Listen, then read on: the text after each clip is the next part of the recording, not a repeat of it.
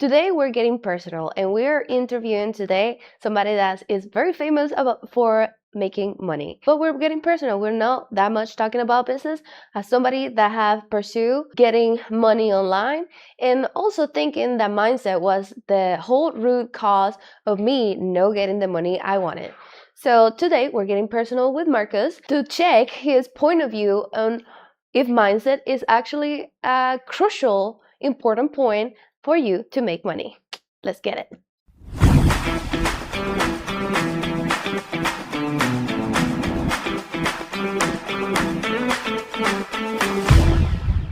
So after making millions online, you said that at the end of the day, making money has nothing to do with mindset. Yes. So when we look at this, we want to look at mindset versus actually doing stuff. A lot of people are waiting for something to happen to take action. They're waiting for a feeling. They're waiting for a mindset change. And I remember when I was in alcohol rehab, he said, bring your ass and your mind will follow. Meaning if you do something every day, your mind is going to follow. If you go work out every single day, pretty soon you are going to look at cake and sugar in a completely different way. Not because you willed it or you read books or you felt something, but because you're simply doing it. And with mindset, I've known people over the years that have terrible mindsets and gigantic bank accounts. And I've known people who have wonderful mindsets, some of the best mindsets that I've ever seen, beautiful people that can't make money to save their life. And so looking at that, I think the key where so many people believe, oh, if I could just think this way or feel this way, then I would get. No. Go get because you need it and then work on your feelings later. It's almost like sometimes, sadly, in my life, I have afforded the ability to learn a different mindset, if that makes sense. Through making money, Yeah, you say? exactly. Like a lot of times with people with poverty mindset, they have poverty mindset because they live in poverty and that's all they know. Right. And that's all they can do. Like if I have to go to work every day and I'm stressing myself out and I'm in the midst of working every single day, I have not been able to branch out of that. And it's sad because some people can't do that. But a lot of people, if you're here watching this video and you're trying to build a business, you can stop and say, how do I change my mindset now by doing something? What can I do every day? Because you can compare a rich person and a person who's not rich and look at what they do every day. The rich person does something different that poor person does not do, or the struggling person does not do.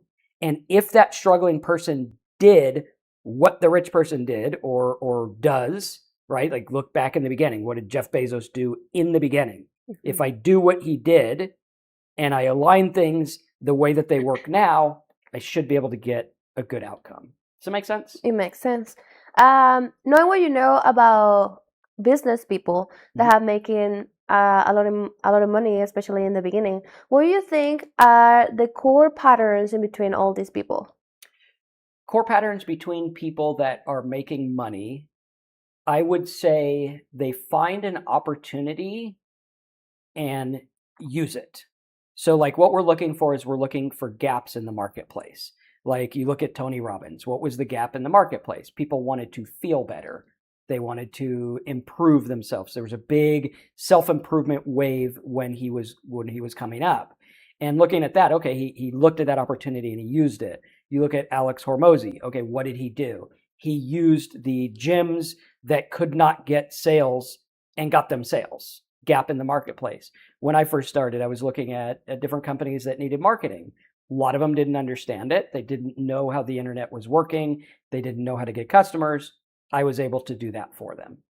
Okay, so basically just finding an opportunity and creating leverage from that. Yeah, and I think, when you look at opportunity, I think this word is so misused. Mm-hmm. When you sit in have you ever gone to like a network marketing meeting and they're like, oh, this is the ground floor opportunity and you have this opportunity.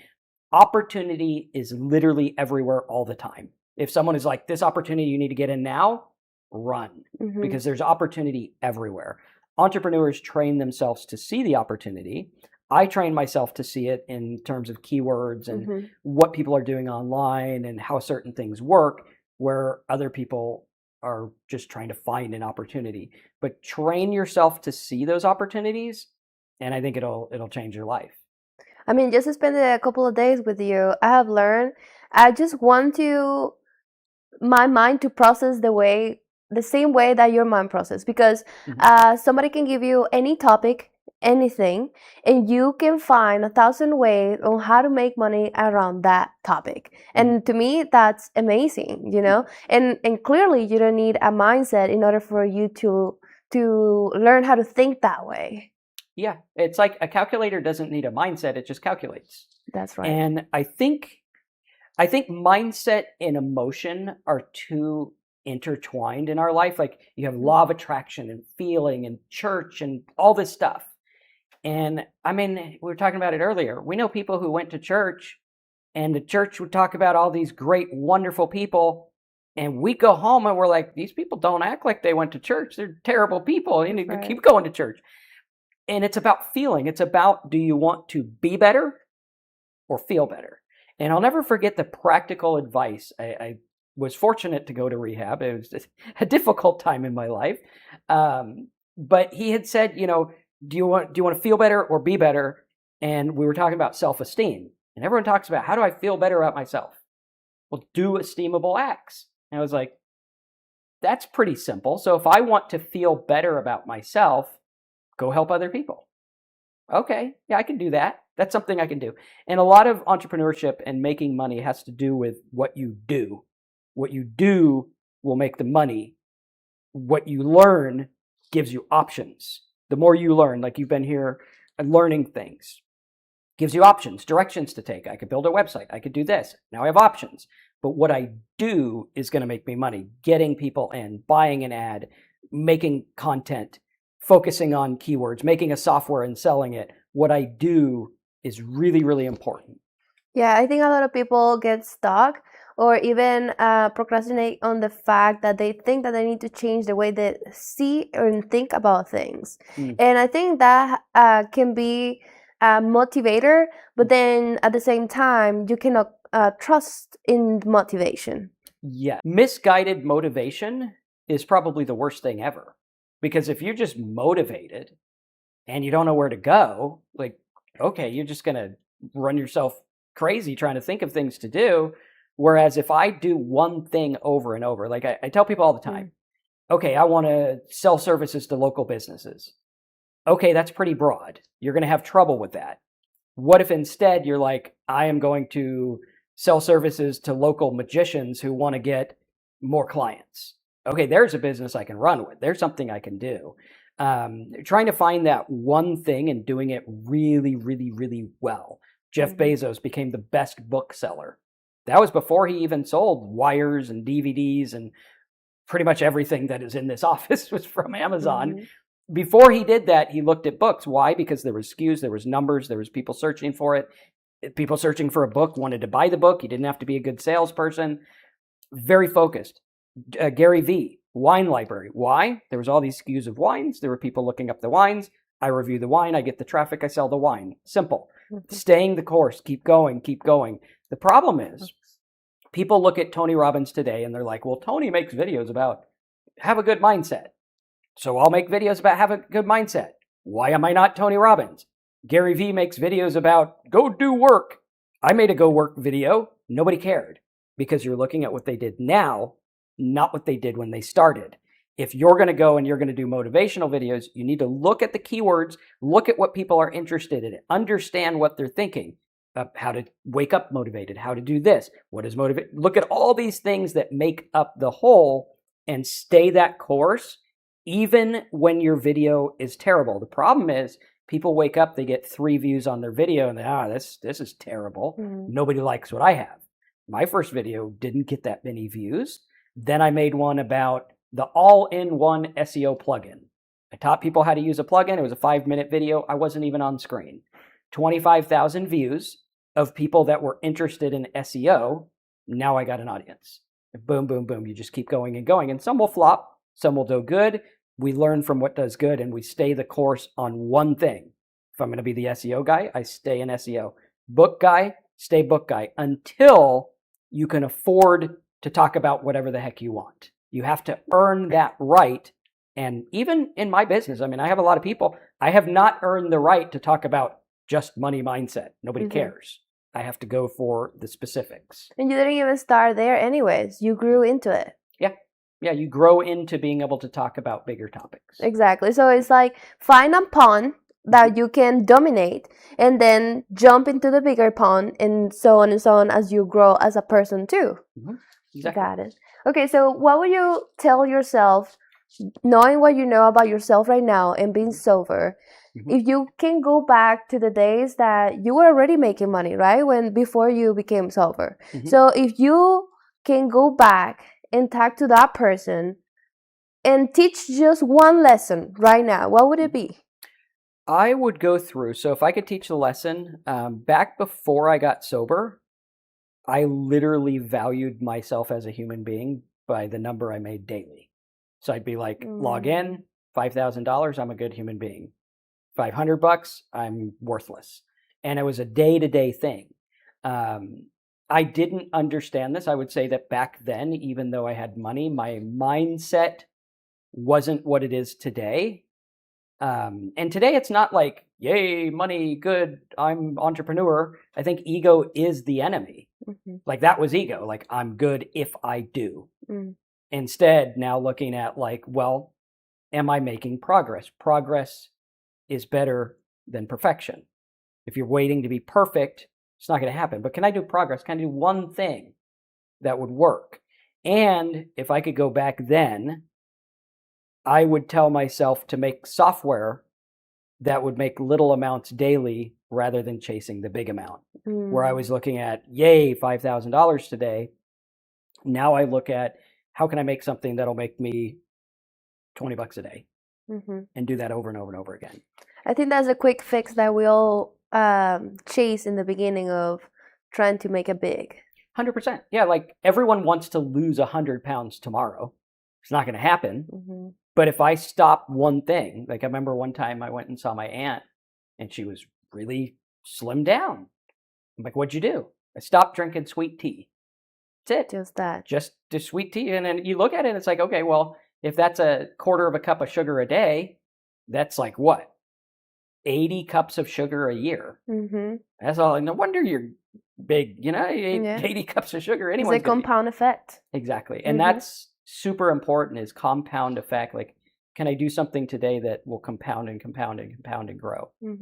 If the person you were before sobriety could make millions, what was missing from his life that money couldn't solve right now? Understanding that not everything is urgent.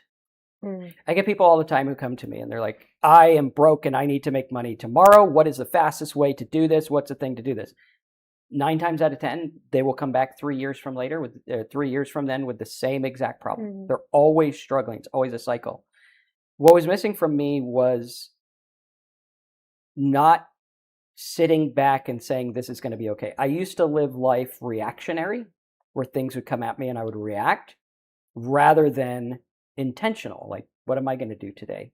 How am I going to respond to this? How am I going to prepare for this? Like, you know, you get in things where maybe you don't get along with your spouse, or you have trouble with finances or parents or family. And you look at things and it's almost like people are living like a box of buttons. And a lot of people ask, like, have you ever noticed, like, your family knows how to push your buttons in ways other people have no idea? And the reason is because they programmed those buttons. Like, they literally made the button thing and they're like, beep, beep, beep, boop, boop, boop. And you're like, why do I get mad? You were programmed to be mad. Why am I doing this? When you move away from reactionary living and you sit back and you say, this is not the end of the world. If I don't have money, it doesn't attach to a feeling. It doesn't matter. You literally go get more. Go make more money if that's what you want to do. If you don't know how, learn to do it. It's all about practical thinking. There was a book years ago, Ryan Hawley or something, Ryan something. It was Ego is the Enemy. And then he has another book that talks about stoicism or ego is something. And he talks about, like, how do you stop? How do you look at what you can do? And in sobriety, we have the Serenity Prayer, which is Grant me the serenity to accept the things I can't change, courage to change the things I can. What can't I change? Well, I can't change it if I'm, broke today. What can I change about being tomorrow? Can I work towards money? Can I understand I can't change the government. Taxes are always going to be what taxes are going to be. Can't change it. There's tons of people, they complain about the government and that's why they're broke. You can have a million reasons why you're broke, but I only need one reason why I can get rich. Just one reason. What can I do?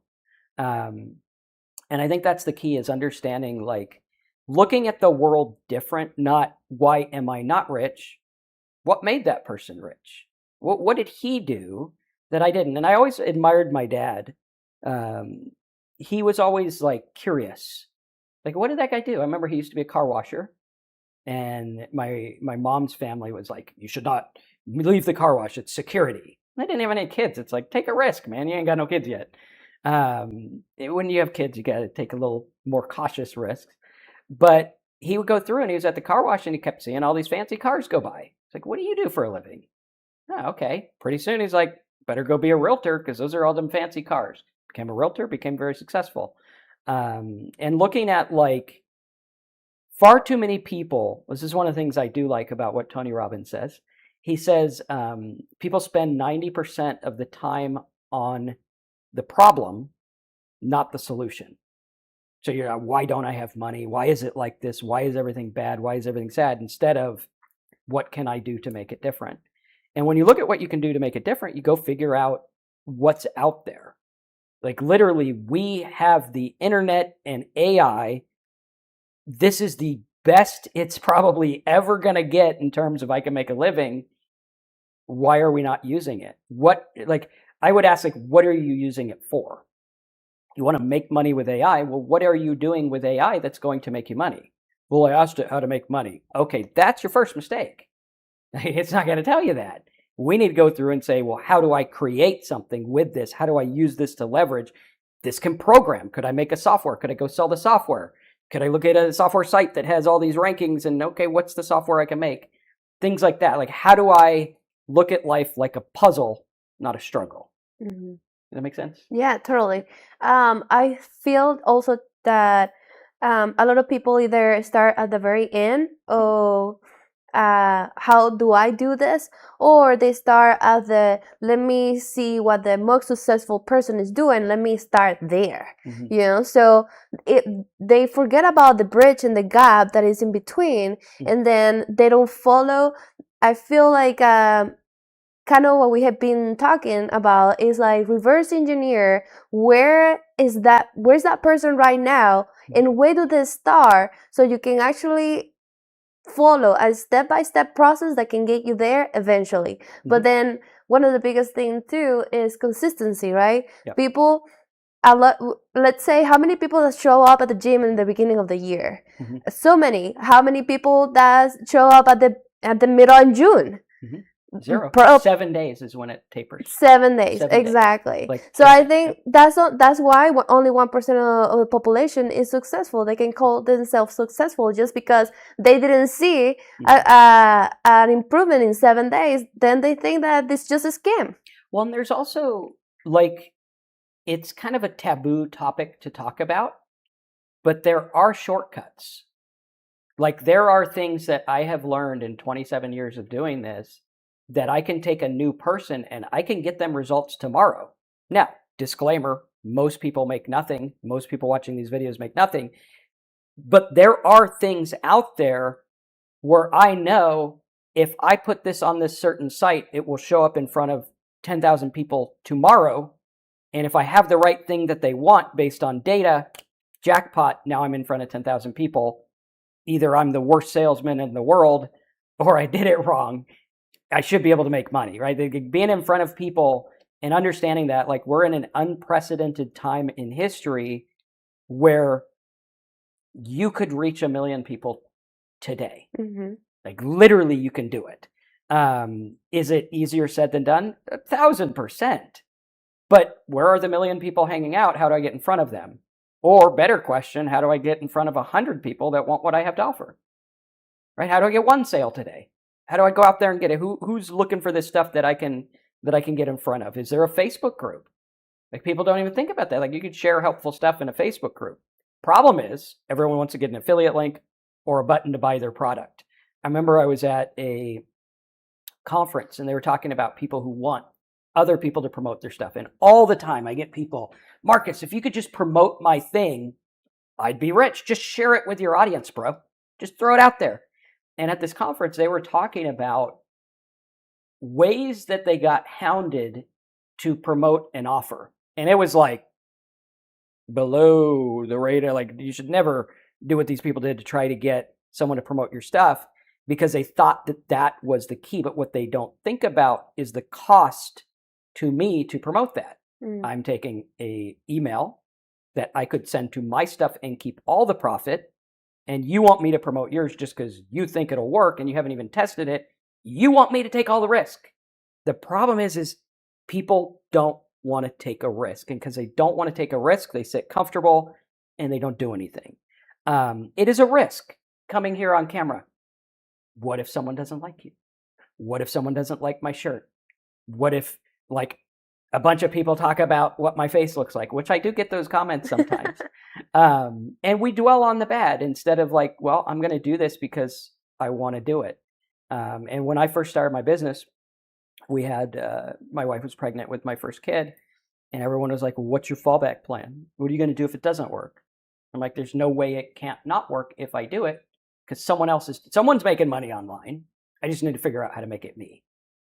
That's incredible. So this is one of the reasons why I love the personality prompts, because one of my biggest things is dive into how this person thinks the way they do. And one of the things that I've been trying to look for patterns, because I also love patterns and like trying to subtract the essence of how a person thinks, because obviously you're not going to be able to think the way that person thinks. But if I can only take an essence of how Marcus thinks and I can see, I want to put my eyes behind your eyes and see opportunities the way that you see them. Because again, he grabs a topic and he can tell you, he can go on in how to make 1,000 ways of making money online and how to put that product in front of people. And the biggest thing that he focused on is solve one product that you yourself can see yourself using it. Of course, it's a prototype, right? So you can solve that problem and you will buy it. Why wouldn't know anybody else will buy it? You need to put yourself out there in the right audience. And this is where he's good at, okay? Because anybody can do anything, but he knows where to find that people. So do you think money can make somebody look successful while hiding the fact that internally they're falling apart? I think a lot of people don't realize what goes on behind the scenes. I mean, I was making money and I looked successful, but I was falling apart. A lot of people didn't realize that. And the more you learn, it's like, did you ever hear the phrase, don't meet your hero? Where they say, don't go meet your hero because you'll probably be disappointed. They're not what you think they're like. That's why it's then you're having idols. Exactly. And looking at that, it's like, okay, a lot of people are falling apart. Like the fact that Elon Musk has more money than God and still does ketamine and smokes pot and everything, like, okay, do you need that to get through the day? Are you addicted? Do you just like it? Personally for me, to me, that would not be successful. That would be breaking my sobriety. But I think a lot more people are falling apart than you think. And numbers aren't always what they seem. If someone's making $100 million a year, what does it actually look like by the time it hits their bank account? And what happens when you have someone making $3 million a year, sales dwindle, costs go up, they could be making less than you. I mean, you never know. I think it's easy to look at the glitz and glamour of, oh, this person has a successful life and business. And I think our world glorifies money as like, this is a good person. Like, I want to be like this person. Like, take, for example, there's all this stuff going on around Andrew Tate. Personally, based on things that he has said and promoted, I think he's a vile human being. I do not agree with anything he does. I don't think he should be looked up as a businessman because he's not a businessman. And when we look at that, all these people idolize him. Why? Because he's got money, he's got Lamborghinis, he's got all this. But like, that's not success. You are doing things that are against the law, things that are bad, but we idolize it because of money. Looking at that, I think our society has it backwards. I remember one time I was watching the news and they were talking about some political thing. And they asked Britney Spears what she thought about it. And I'm like, well, if I want to know about how to sing, I'll ask Britney Spears. But if I want to learn about politics, I'll probably ask a politician. And thinking about like different things and what we value, the opinions we value, I learned like, okay, we need to find the people that we want the advice from. Like, people get advice about how to be a millionaire from an accountant who makes 60 grand a year. Probably not the best place to get advice. Like,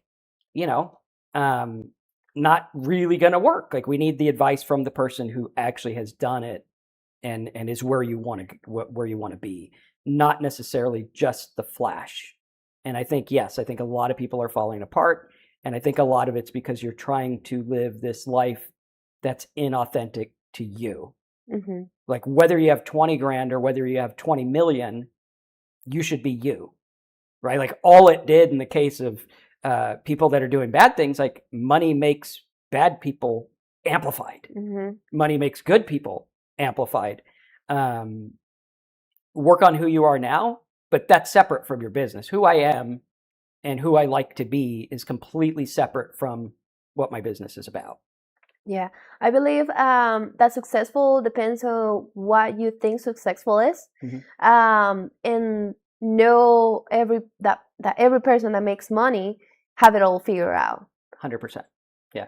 Some people just got lucky. Mm-hmm. Like lottery winners, I think they tracked like 70 to 80% of people who hit like big lottery, like life-changing generational wealth, are broke within a year. Yeah, that's why they say it's easy to make money, but it's hard to keep it. Mm-hmm. Yep. Just like a marriage. Yeah, exactly. It's easy to marry somebody, but it's hard to keep the marriage. It's hard to keep them, yeah. Yeah. Absolutely. Did you get sober because you finally changed your mindset, or because you made a decision and changed your behavior before your mindset caught up? Good question. When I got sober, it was forced on me. I wanted to get sober, so there was a period of about 8 months where I was like, yay, I could go 3 weeks without drinking. And then I'd be like, why did I drink? I find myself drunk, and I didn't know why. It's like I would order drinks, and it was almost like I was not conscious of it. I was responsible for it, but I wasn't conscious. It was a habit at this point. It was a habit with chemical dependency. This is where I differ with a lot of people that talk about sobriety, because sobriety is not just a habit, like watching too much TV, biting your fingernails, whatever those habits are, don't have chemical dependency. Like, even other things that are not addictive, but become a habit, chemical dependency is a different animal. When you hit chemical dependency, your body and your mind feel and think and live with every cell that's in you. If I do not have this substance, I will not exist. Mm. And it's like, I mean, you've been around here long enough to know that I'm a germaphobe. I do not like germs anywhere. I was such a germaphobe, and I still am. But when it came to drinking, I would go into the trash can, I would get the little bottles and unscrew the cap and try to pour enough to get a drink if I didn't have any. And this is a guy who I don't even like looking at the trash can. But there I was doing that because I was at a base level. I thought I needed it to live. And so when I got sober, I was, here they call it Baker Act. Back home it was called 5150, which is you are basically taken by the cops in handcuffs away because you're a threat to yourself. And so I was taken away. I went to the hospital that day, went to a mental hospital that night. I was a good salesman, so I talked my way out of the 3-day. I was supposed to be there 3 days, but I went there and I was like, hell no, I'm not staying here 3 days. So I talked my way out of it. And I remember one time I was in the mental hospital and I thought, I don't belong here. say, heck, there's a lady talking to blades of grass. I don't belong here. I'm not crazy. And then a little voice in the back of my head was like, no, you're crazy. You have drank yourself into not being sane. You are insane. And that forced me into rehab. And I didn't know what I wanted to. I knew I wanted to be sober. I just didn't know how to get there. And at the time, there wasn't a lot of people that would help. Like, you get ready to go rehab and they're like, give me your checkbook, not how do I help you? And it was all about money, but it wasn't my mindset that changed. My mindset was insanity. I was working from a base of like, I was 5150 because I didn't want to be alive anymore. And the mindset from there was all kind of like, well, I'm here today. What am I going to do? How am I going to build? I would say that throughout rehab, I was taught in a AA rehab, which was very kind of religious. AA is a very religious organization. It is helpful. I would say, like, don't let that stop you. Just take what you need to take.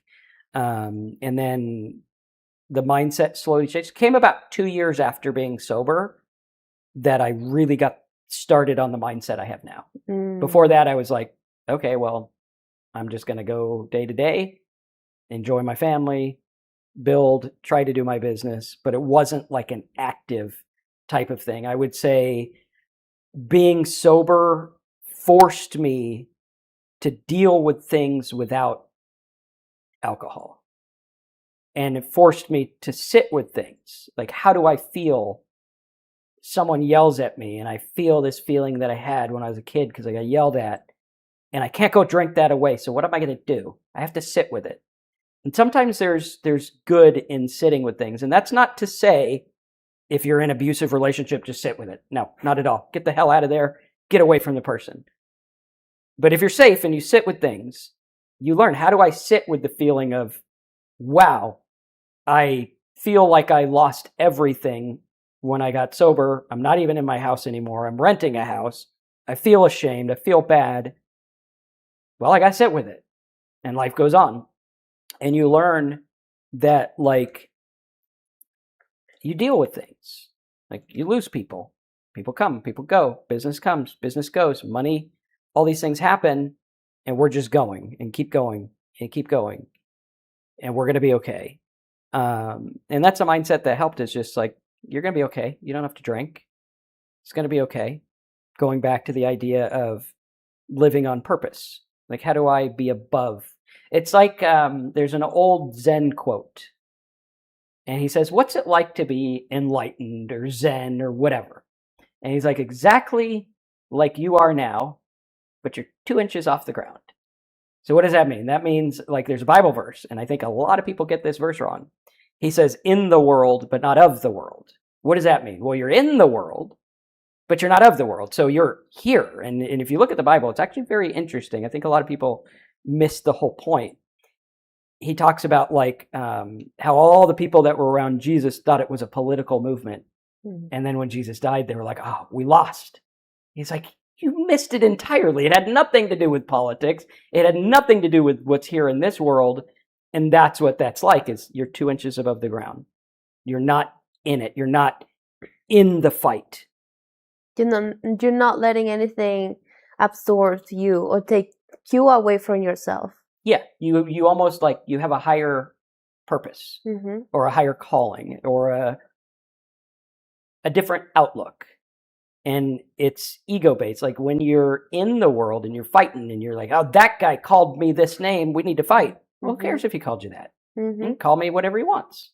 I'm Just over here. the other chick. Yeah, exactly. I think I'm good. You used to be a preacher, and now you teach people how to make money online. Do those feel like two completely different versions of you, or are you still doing the same thing in a different form? I'm doing the same thing. So back when I was a preacher, we were street preachers. So we would preach in the street. I remember the first night I preached, I actually got, like, punched into a tree. And the cops came and they're like, do you want to sue him? I'm like, he's homeless. What am I going to sue? You know? But it was interesting because the core essence of who I am really hasn't changed. There's certain things that are cores of who people are that never changes. They probably can change, but it's like core, like it's the concrete, right? And one of them is I've always been, I have a secret angle. So when I was preaching, it was, I have this secret knowledge about what the Bible says or something that most believers don't have. And now it's kind of the same with money. Like I have this secret thing that other people don't have. Always that curiosity gap. Huh? Exactly. And so that's kind of the thing that we look at there.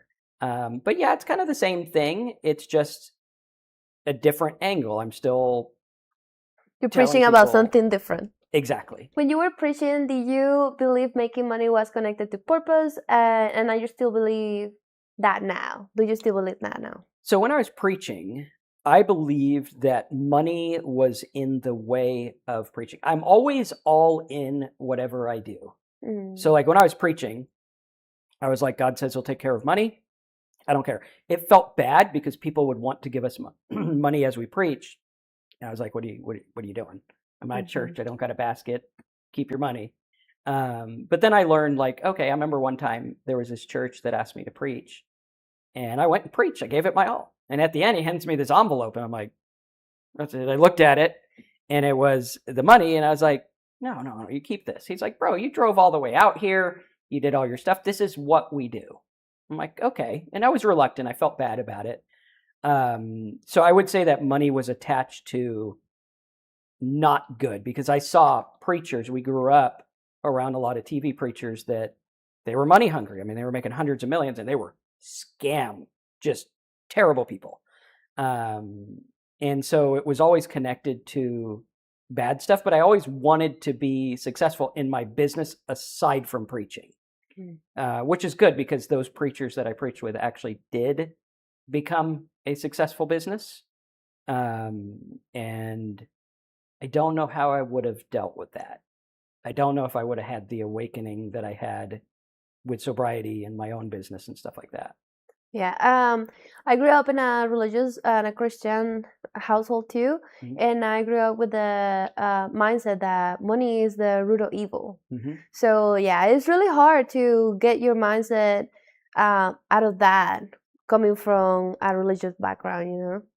Well, and when you look at money, it's neither good nor bad, evil nor not evil. It is a measurement. It's like a ruler. Like if you're like for me, I'm not the tallest guy in the world, probably not even close. And if I was to get mad and say a ruler is evil because it says I'm 5'1", Again, with the ego stuff. Yeah, it's just a ruler. It's just it ain't doing nothing wrong. It just measures stuff. That's all money is. Money is a measurement of what the community owes you and what you owe the community. Yeah, that's all it is. Honestly, it can be also a measurement of a consistency that you showed up with something. Yeah. Same as having a fit body. It just shows how consistent you've been on doing something. Yeah. But at the same time, not because you have showed up at a 9 to 5 is gonna make you money. You know? Yeah. So it's all about how you go about doing the things that will get you where you want to be at, you know? Because if I just go about eating the same things that without looking at what I'm actually eating and where this is gonna take me, then the same food is not gonna change. Yeah, I'm being consistent about eating the same food, but what kind of food am I putting in my body that is gonna get me there? You know, same with consistency is everything, you know? Oh, and consistency in the right thing. Like you can consistently move towards a goal that sounds like it's going to work, but it's not. And this is the difference. So if you ever study like the venture capital versus entrepreneur. So an entrepreneur has to bootstrap, like if I don't make money, I'm coming out of my pocket to pay employees and rent and all of this stuff. Venture capital, like Sam Altman, he's got trillions of dollars from all these other people to spend. If he loses it, whatever, the company went bankrupt, who cares? I'm sure he cares a little bit more than that, but he's a pretty interesting guy, so I don't know. But it's different. Like when I meet venture capital people, their outlook on business is completely different. They will do the wrong thing for years hoping it works because it's like a long shot. Us bootstrappers, we got to do direct response. We got to go get the customer. We got to get this stuff going. We got to build and grow, and really look at like the day to day, what's coming in, what's going out. How do I build it? Not I'm building this thing, and 10 years later it might be worth something. We can't afford to do that as entrepreneurs and bootstrappers. Yeah. You're really good at recognizing opportunities, but how do you choose which ones deserve the time when you can see possibilities everywhere? That's a tough one. Keywords. Keywords, data, looking at gaps, looking at so it has to do with what you can do with what you have right now. So like if you are an artist, you can either be like, okay, I'm going to go paint like Wyland. I'm going to put the whale on the side of the building. I got to go find a building. I got to find enough paint. I got to get the permits. I got to do all this. That's going to take way too long. And I got to be Wyland, right? Which I'm not going to be. I can paint a whale, but not that good. Mine look like sausages with fins. But looking at that, like, let's choose something that I can do right now that's going to afford me to do the next one. So if I can get a small win of, maybe make $1,000, $10,000, whatever, I'm going to use that as my springboard. And I'm going to think about it in like when you play pool. When you play pool, you're not thinking about this shot, you're thinking about the next shot. When you play chess, you're thinking about 2 moves ahead, not this move. So I'm thinking, could I make this one thing, get a small win, get some money, build a mailing list, build something bigger later on? That's the key. So what can I do now? And it really has to do with like, just pick one. Pick one that has money. That's the easiest path to getting where you want to go. I see a recurring pattern that you keep bringing up a lot, and it's staying focused on one single thing. Yep. Because the scatter focus is like, I heard a saying the other day. It says like, when you aim at nothing, when you aim at nothing, when you shoot at everything, you aim at nothing. Yes. Yep. Yeah, and it's very much like you can be a gym owner. And so here's a story. Back when I used to preach, there were people that were in this network marketing cult / group. And I would watch them. And all these people, they spent money. They had money. I didn't have money. And there was this gal, she's like, oh, you need to join this program. I'm like, I ain't got $500. They're like, you need to join. I'm like, well, then pay $500 so I can join, because I ain't got it. Like, you're barking up the wrong tree. So they paid for me to join. And I would go over to their house, and they got business cards. And she's organizing pens. She's got a shelf with a printer. Her computer's all set up. Everything was set up to do business, but no business was done, right? Like everything was perfect, but nothing was done. And I came in and they're like, what would you do? I'm like, well, let's run an ad in the newspaper that says, work at home job. Okay, cool. We got clients instantly, like next day. And now we got customers, and we're like, okay, here's how the work at home job works. You could join the network marketing company, whatever. Would I do network marketing today? Probably not. But the moral of the story is you can go and you can organize your gym, or you can go find people who need to go to a gym. I want to find the customers. Everything drives on getting customers. If you learn how to get traffic and customers, you win. Like, what do these companies want? What does ChatGPT want? They want users. What does web hosting company? What does American Express want? They want people to get their credit card. So if I can get customers, I win. And as an affiliate marketer, you are a customer getter. I said people have all these definitions. It's customer getting. Yeah. They're building their website, making it perfect. Figure out how to get a customer. Go get one. Go on Facebook and find people that want what you have and talk to them in an ethical, good, honest, non-spammy way. Do you actually need to be passionate about an opportunity, or is understanding demand be more important than loving the thing that you're selling? I think passionate about your niche is a long-term plan. If you are here just to make money, call it what it is. Just go make money. And let that fuel your passion. Like, if you want to make money, good. I'll have money to make my passion. Like my Talk Sober. I do a sobriety channel. I'm passionate about getting sober, passionate about helping people. It's not super profitable. It's made a little bit of money. It could make more, but it's so much work to do it. And some of the affiliate offers are not ethical, so I don't promote them. But a lot of the things that have made me a lot of money, I'm not passionate about. I don't care about. Are they in line with my ethics? Of course, I will never promote something that I'm not personally ethically okay with. But understanding your niche and loving the thing is everything. It's more than loving the thing. Passion and loving the thing are secondary, because you could promote something other people are passionate about, even if you're not, and make a living with it. Mm-hmm. Like, making a living is devoid of how you feel about things. That goes back to like, oh, I need something for a higher purpose. That's fine. Go to church or whatever you like doing. Go to AA, something. But when it comes to making money, business is business is business, and it's numbers. When we talk about what money is and people's attachment to money, literally numbers on paper.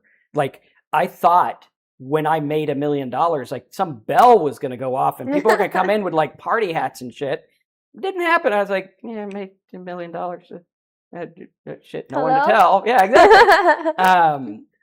People think it's like that because they're chasing the feeling and the passion, and it's not about passion. It's about data and understanding where the market's at. Yeah, unless you're ready for the long run. Yeah, and you can do both. Like, might as well make a living, like, or be passionate. Like, when I was passionate about preaching, it was all about preaching. That's all I cared about. Didn't care about the money. Had I turned it into money, I probably would have changed the way I felt about my religion stuff. So, yeah. How do you know whether you found real leverage or you're just looking for another shortcut? So shortcuts are interesting. There are shortcuts, but they're found through data and they can become leverage. So what I want the shortest way to build my business that makes sense. I want things that are going to do me favors. Can I buy a domain that already has traffic in the market I want? Sure. Yeah, why not? That's leverage, and that's also a shortcut. Leverage is like time leverage. I can leverage other people's time. I can leverage AI to do work for me. That's also a shortcut. So I think leverage and shortcut is kind of one and the same thing. I think when most people look for a shortcut, they're looking for a do it for me. I can't tell you how many people come to me and they're like, I just want to make $10,000 a month. And they always say, I'm not greedy. I'm like, well, what do you want to do for this $10,000 a month? Well, nothing. I want you to do it. So you're not greedy. You just want 10 grand a month for free. No, not free. I'll give you $500. So you think it's good in business to give me 500 and you now get 10,000 a month for life.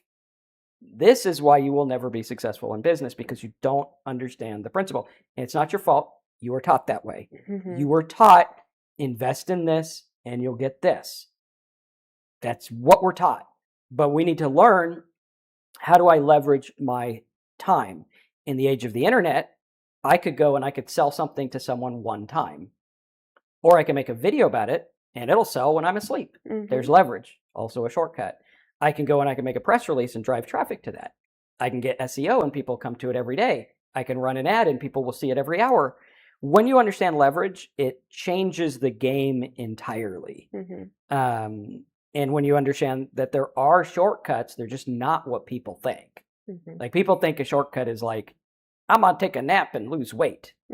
Okay, can you do that? Well, there probably are ways. If you nap for 3 days and you don't eat anything, maybe you'll lose some weight. But we have to look at everything practical, and the practical is boring, which is why people hate it. Like, putting in the reps at the gym is boring. I go in there, and even when I'm watching videos, I'm like, this is boring. I don't want to lift this anymore. It's the same weight I lifted. Yeah, but nobody wants to do the boring job. Exactly. Or show up every day. Or the consistency. And also, consistency requires a lot of resilience. Because doing the boring thing, it needs a lot of resilience. 100%. What do you understand about human behavior that allows you to see where the money is before most people see it? Human behavior is very predictable. I think people that are very high in government understand this. And they understand, like, wow, people are literally played like a fiddle. You put something on the news, they go search it, they go invest in it, they do all this stuff. It's crazy, right? They go through and it's just literally a mess. But when we go through and understand, like, what is it that makes people tick? What are the main things they want? People want security, they want love, they want understanding, they want belonging, they want to feel successful, they want to feel accomplished and achieved. and they want shortcuts, and they want to be entertained. Facebook is literally an entertainment platform, if anything else. TV, which is trillions of dollars have ran through TV, entertainment platform. They want to be distracted. They want to feel better than average. Like if you ask most people think they look average, which is impossible, because if everyone looks average, then, or above average or something like that. I forget the phrase. But a lot of people will overestimate, and it's like, okay, well, that's not exactly it. So human behavior is understanding what makes people click, what makes people want things, what makes people drive. I would say if you want to understand human behavior, read a book called Influence by Robert Cialdini. They did a bunch of different things where they would test stuff. Like they go and say, can I get a favor because? Even if you didn't have a word after because, using because made more people take the response.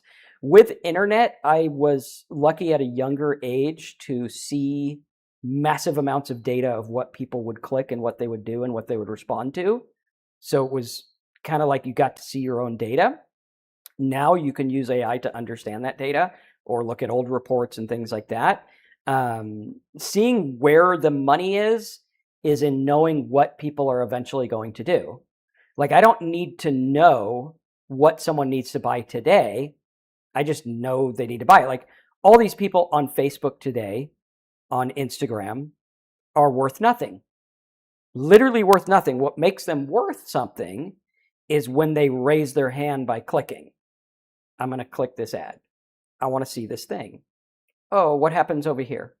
Yes, I could check out a new loan. And people don't realize, like, the mind is like a lens, and you get what you focus on.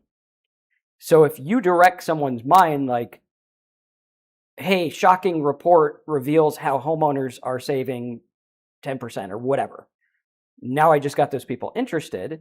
Now I could literally direct their mind to, you need to refinance or something like that. Studying copywriting, what makes people respond in different ways, design, what makes people click, where do their eyes go. It's an interesting thing. Like, it's funny because when I'm out in public, I hate cell phones. Like, if I didn't have to have one, I would not have one. I think it's not good for humanity to have cell phones. I don't think we were meant to have them. But if you watch people, like at a movie theater or a concert, they scroll faster than the human brain could even process what they're looking at. And if you realize what makes things stop and what happens and the effect it's happening on your brain, you can use it for good. You can use it for advertising. You can use it for bad in some cases. Some people do that. Like Facebook and Instagram are literally made to hack human behavior and make you addicted. Literally, that they have people on the council. Like, one of the things that was interesting, I read a study about like Lay's, General Mills, and all these people who make junk food. Do you know where those executives came from?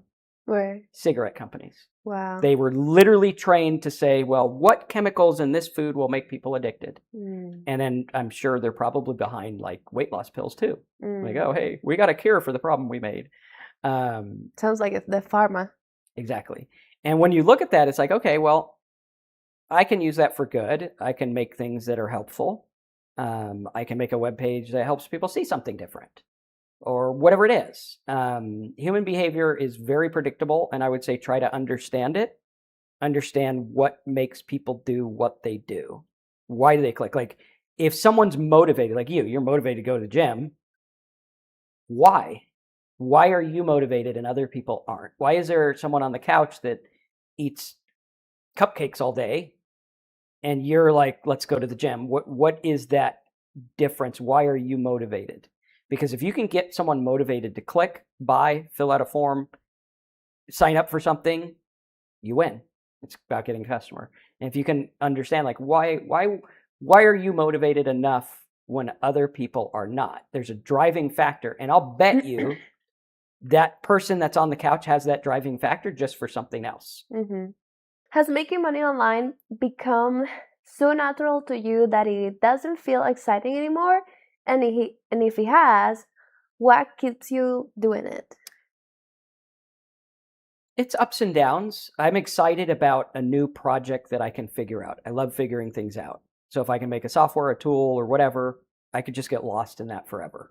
Like where people are like, oh, I can get lost in TV. That's my TV. Like I can't get lost in TV. I'm thinking about what I could build when I'm watching TV. Solving problems. Yes. And so that's exciting. And some things are exciting to see, like when I made personality prompts. I came up with it, built it in a weekend, had a webinar. We hit it out of the park, the first launch. That was fun. I made something and people liked it. That's what I like doing. Also, I like helping people. I know I get a lot of flack for, oh, if you make all this money, why are you still on YouTube teaching it? Well, why is Elon still working? Really, if that's the case, you should judge the guy with every money than the guy with some. With me, it's I really like helping people. Like to me, having you here and working, I am more driven by what I can help you do than what it's going to do for me.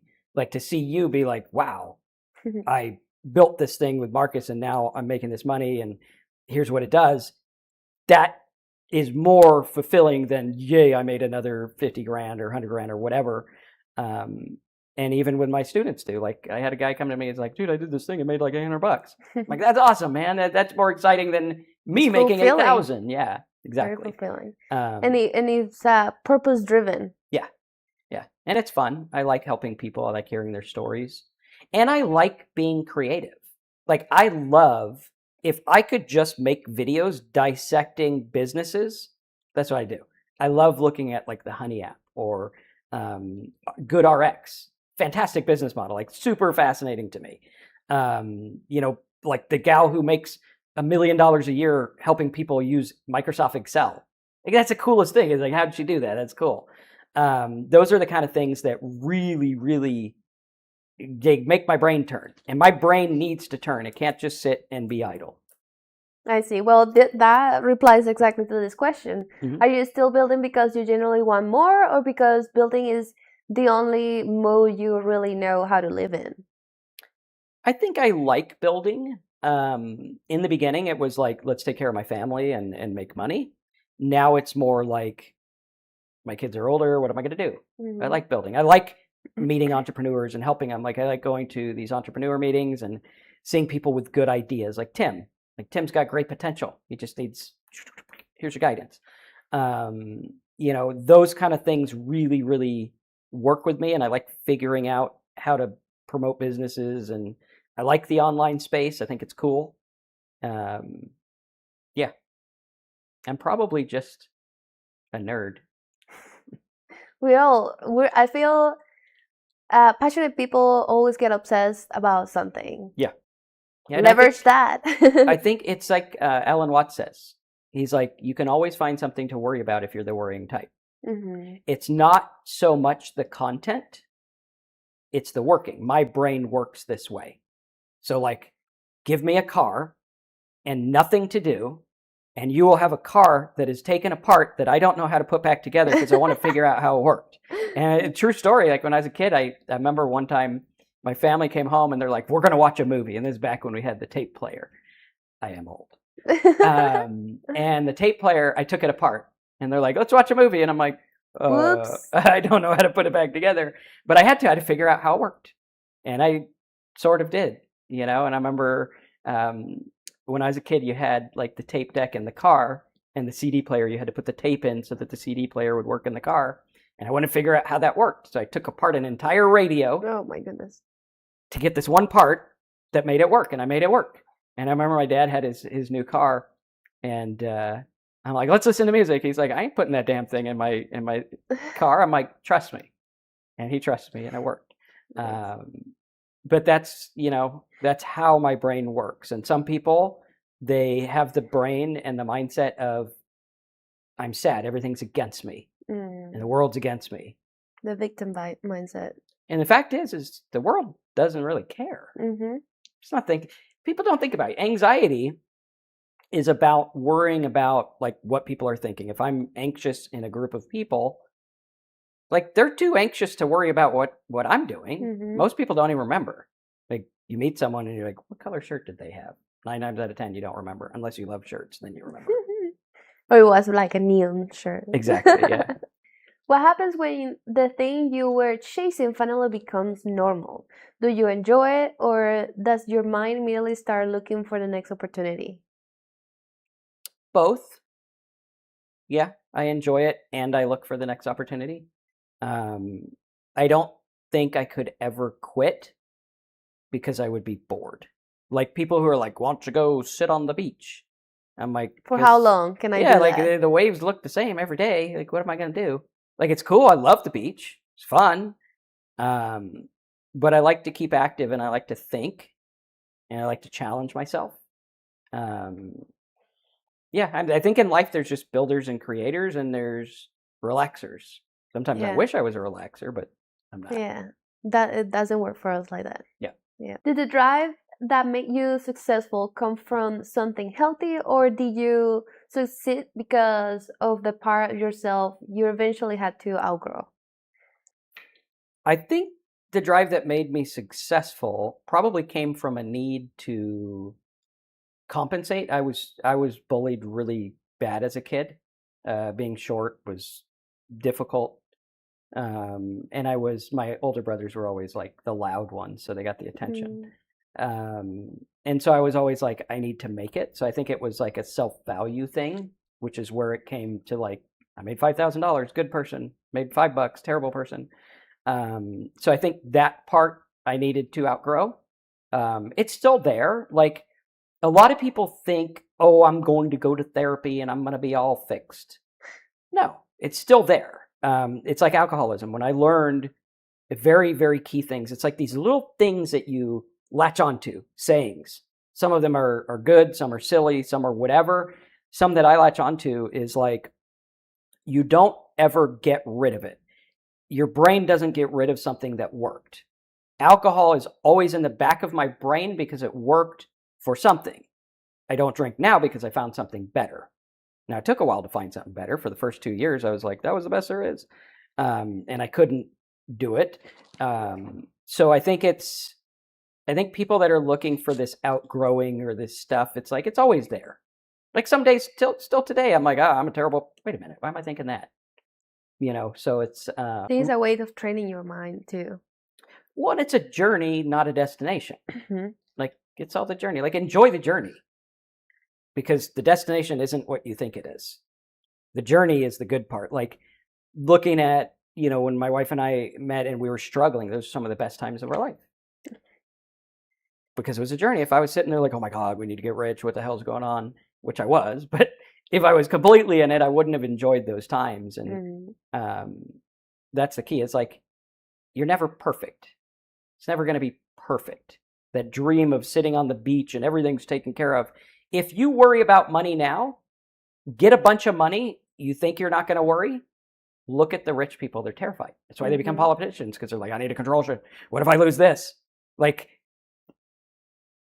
for someone who's like a billionaire, this is my personal thought. I've always had this thought that Donald Trump was going billionaire broke when he ran for president. And I think the thought holds water. Because if you think about billionaire broke, it's not like me and you where it's like, what we going to eat? It's like, who's going to gas up the plane for $1 million, right? And looking at that, like, it's an interesting thought to think of. And if you Google it, come to your own conclusion. I think you'll get pretty close to mine. But going billionaire broke and thinking about that, like, they think they're going to arrive. And a lot of wealthy people are terrified that they're going to lose their status. And to think that you're different somehow, you're not. If you worry about money now, you'll worry about it then. It'll just be bigger numbers. Like, now I'm worried about 10,000 instead of $5. So, yeah, I think that's a big thing. Which Marcus is better at making money? The one who was completely pushing and surviving, or the person you became after getting sober? 1,000% the person after getting sober. Yeah, it's not even a comparison. The biggest win I had before sobriety was right place, right time, luck, and preparation. Now I plan. Now I'm like, I'm going to build this. This is how it's going to work. Here we go. It's more sustainable that way too. Yes. Yep. And it's less like up and down. Yeah. Amazing. But not even a question. Like, You said mindset doesn't create money. But you do think the mindset that helps make money can also prevent you from enjoying the life that money creates. Is the fact that I have a drive to be successful stopping me from enjoying the success that that mindset created? Mm-hmm. Yeah, I think it's a discontent. Like I'm not dissatisfied with what I have, but I want potential. Like if I can run a mile in 3 minutes, which newsflash, I can't. Like I need at least a half hour. But like I'm always driving for more. I always want to be better. I want to be faster, smarter, stronger. I want something. I can't just be idle. Mm-hmm. Like I have a hard time being entertained. It's very difficult. I watch a movie, even if it's a movie I love, I don't get lost in them. Mm-hmm. Sometimes like religious psychological thrillers, sometimes I can get lost in those. Yes. But it has to be like a mind twisting, like Yep. smacking my brain around. Other than that, 1,000 I can't. plot twists in 1 minute. Yes. Other than that, I'm not content. So I would say no. I think it's just a natural, innate desire to go figure things out. It's a lifestyle now. Yeah, and it's like I want to do because I can do. Like I would like to build things that help people. Like Mm-hmm. one of my dreams is I'd like to build apps that help people with social media, because even with me, like people think that when you get a certain status, you don't feel it, but the apps are designed to make you feel it. I'll scroll social media and I'll see people and I'll be like, damn, I'm a loser. Like these people like literally dance on airplanes with money in their eyes. And I'm like, what am I doing with my life? And then I have to stop and be like, this isn't real. Yeah. But for me, I want to drive and I want to do things. And I would rather run up the hill than just sit on the hill and be happy that I'm on the hill. That's exactly what my mind picture when you say, I mean, I'm already here, right? Why would I go back to where I come from? Might as well just keep going, right? Exactly. And that's basically what it is. It's like, okay, the mindset, it was building up as I got here. Mhm. So literally turning around is turning around to my mindset. The mindset already grew that version of myself, so might as well just keep going. And like they say, the bottom of a mountain is the top of a mountain is the bottom of another one, right? Yep. So might as well just keep going. Well, I think it's interesting too, because a lot of people ask me, like every time you get a year sober chip, which I got 12 now, every time you get one, they say, how'd you do it? And I'd like to come up with some, well, here's the 5-step plan to... I stay sober because I know if I drink just a little, it will take that part of my mind and I won't be able to think for myself and I might not be able to get out of it. Mm-hmm. There's the secret to staying sober. I'm terrified of what drinking will do to me. Yeah.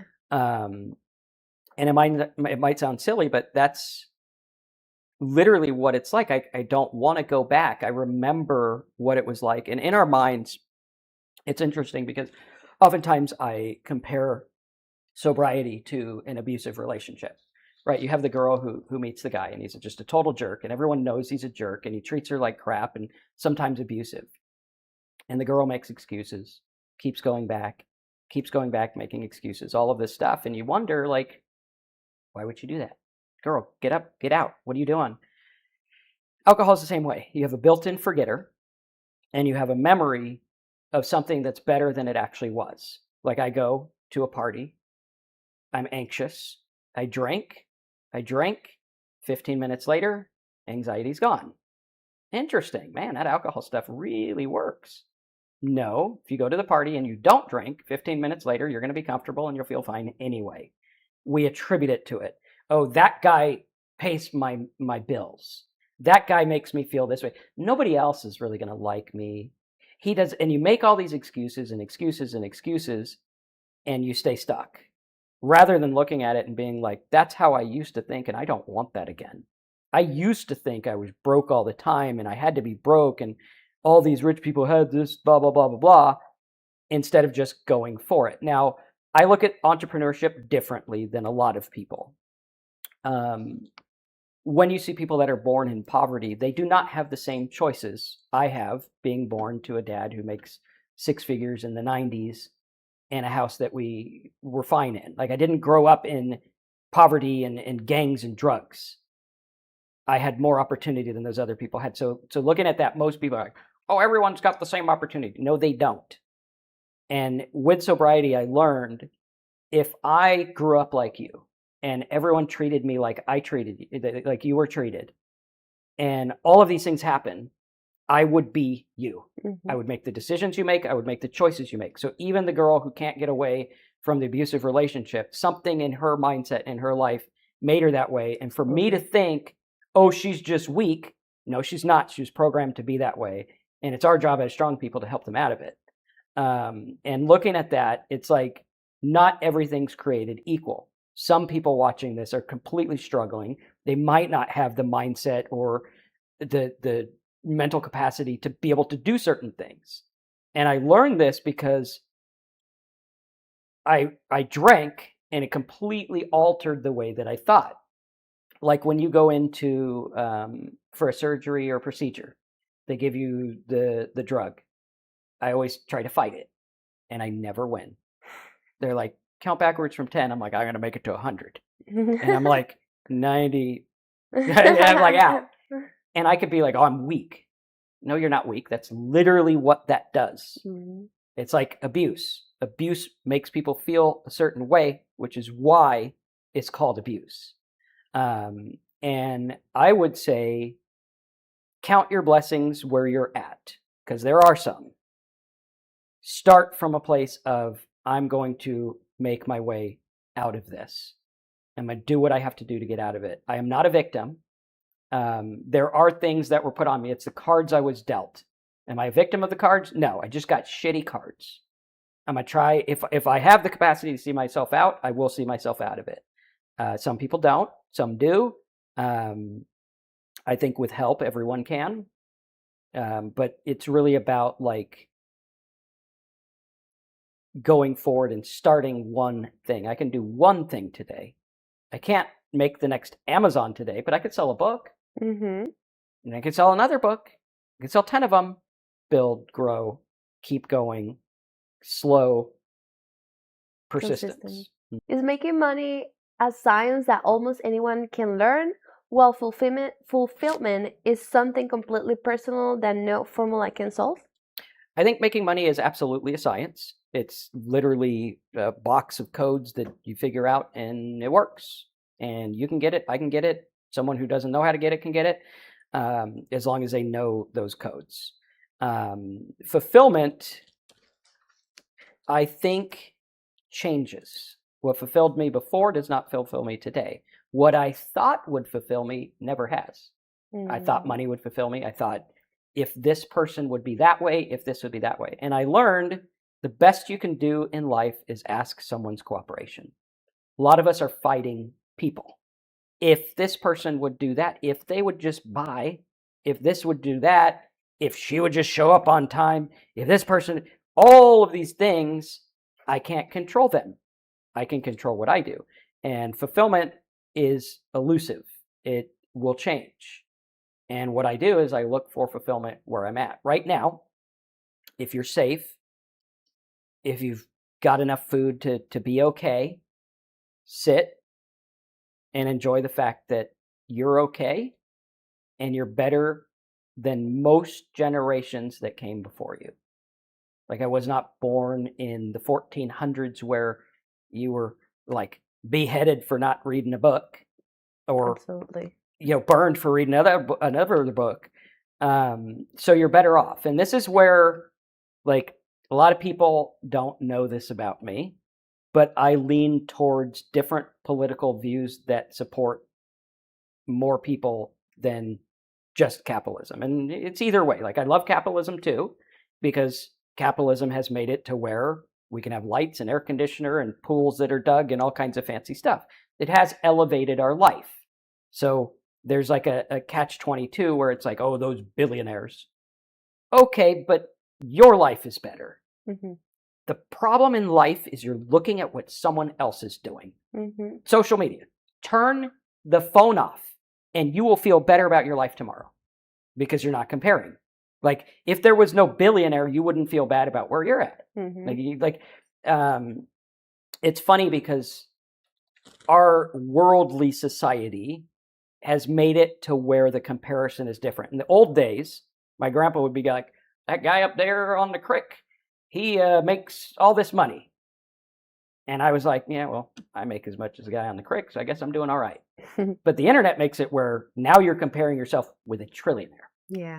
And of course you're going to feel bad. You don't got a trillion. If I compare myself to a trillionaire as an entrepreneur, I feel pretty bad. But it's funny because me and my wife always have the thing like, I'll feel bad. And she's always like, yeah, but you have 3 houses. I'm like, oh yeah, I got 3 houses. And I'll go sit out there and I'm like, oh yeah, my office has a pool. Uh-huh. And it's like, it's perspective. Absolutely. It's understanding like right now where I'm at, I am okay and I will be okay.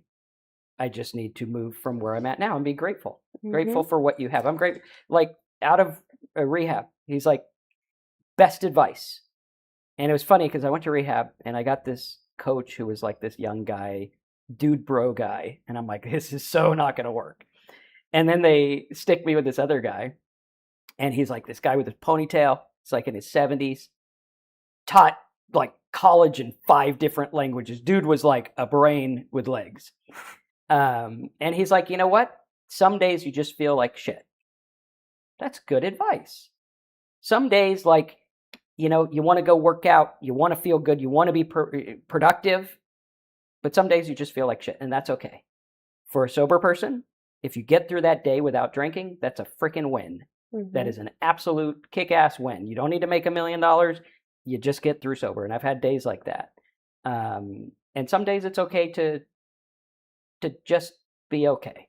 Some days you just have a rough day, and that's okay. I think we think that these rich people have no bad days. Yeah. When they do. Everyone's got bad days. Everybody. At this point in your life, what would feel like a bigger accomplishment than making another $1 million? Building something that helps people get sober, devoid of the money they have. Like I hate it because in the sobriety culture, like you're either wealthy enough to get good treatment or coaching, or you're kind of hosed. You kind of like have no shot. I would like to change the world in terms of sobriety education and motivation. I think that motivation and self-help and entrepreneurship has ruined the way a lot of people think because it's about do, then feel, rather than just be and do because you want to do. Like everyone on social media and things are comparing with each other, and it's like, what if you're just okay with where you're at? What if you're just happy? What if you're content? What if you grow?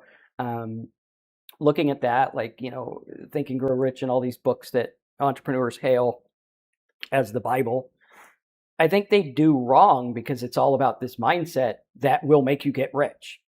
And people really work for that mindset, and they get the mindset, they feel good, and they fake it till they make it or whatever. But at what cost? Like, does the world need another TV set? Does it need another this, that, or the other? What if I could build something that would teach people to be content and teach people to think different and be okay with where they're at and get sober and be nicer to people? Like, I think in America, it's a very selfish culture.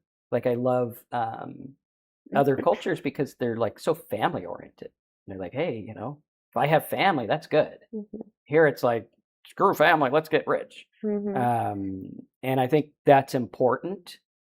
And I think those are the things that matter. It's like, it's the little things that you do that make a difference. It's never like the big jet that you buy or the car. Like, I've had nice cars, and I can get a nice car if I want to. I remember this guy, I was at this conference, who's like, you need to get a Lamborghini. I'm like, dude, I'm 5 feet tall. I probably can't even reach it. They're made for giant people, not me. And he was trying to convince me, and I'm like, I could get one if I wanted, but for what? Like, My house is like literally 2 streets over. I got my van and I've put 28,000 miles on it. I've had it for like 6 years. I don't go anywhere. What would I do with that? And they think it'll make them happy. And every time I've gotten a nice car, I'm happy-ish. Not even really happy, but I'm like, oh, cool. Then 3 days later, you're like, it's just a car. Everything becomes just another. You get the nice house. Oh, it's just a house now. Now I want another house. It's always the pursuit of something rather than the contentment of what we have. What successful was like Marcos before sobriety, and what does it look like right now? So successful before was money. Success now is life and people. So like before it was like, oh, let's get the money. If I had this, like I want to pay things off. Now I realize like paying things off is one of the stupidest things you can do. Like on my other house, I got like a 4% mortgage. I'm like, why the hell would I pay that off? I can make more than 4% on my money. And it's just that idea of like going back to the rich and stuff.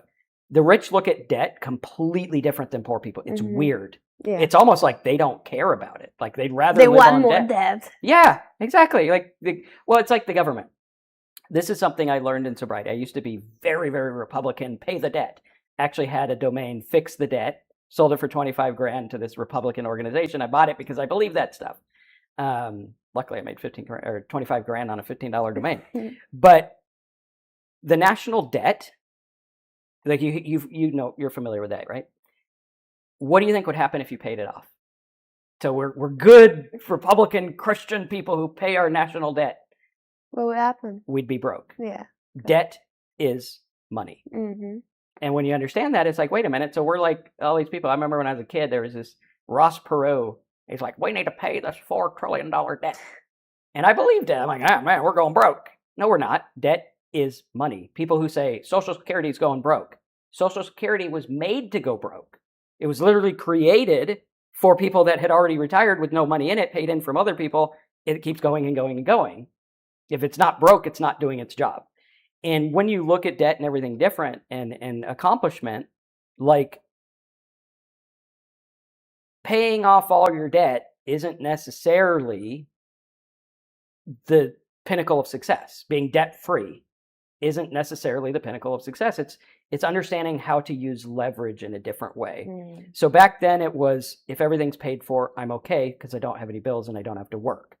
Now it's, if I have a business that makes me money over and over and over again without me having to work, that's success. And then success to me would be if I was able to make Talk Sober a big business that affected a bunch of people. That would be very successful to me, even if it didn't make me a zillionaire, right? Even if it broke even and I reached a lot of people, I'd be happy with that. Having a bestseller in that genre of sobriety would be successful. Working with you guys, I found that I worked on my own for most of my career. I like working with people. I like having people in the office. The weird way of life just works for me. Like I like bringing in food for people coming in the office. I don't know why, I'm weird. But that's success. Getting to do what I want to do is success. Awesome. What inspired you to create personality prompts? People using AI and not knowing how to get it to think different. I know that the difference between people being successful and not, like for me versus someone else, would be the way I think. That's what makes me successful. If you thought the way I thought, you'd probably be successful. So personality prompts is, how do I take that, put it into a prompt so you can get the same way of thinking and apply it to whatever you're trying to do. Amazing. Yeah, I think a lot of the people where they get stuck is, okay, now I have AI. What do I tell it? Yeah, exactly. Yep. Yeah. Amazing. Thank you so much. Right, it was amazing. All the answers. It really is very inspiring seeing how you evolve your mindset in the journey of, there's a new age way to see things that if you fix your mindset, money will come in eventually. Yeah. So seeing how you did that backwards and how that evolved the way you see things is amazing. Thank you so much for sharing that. All right. Thank you. And check out personalityprompts.com. I will see you guys in the next video.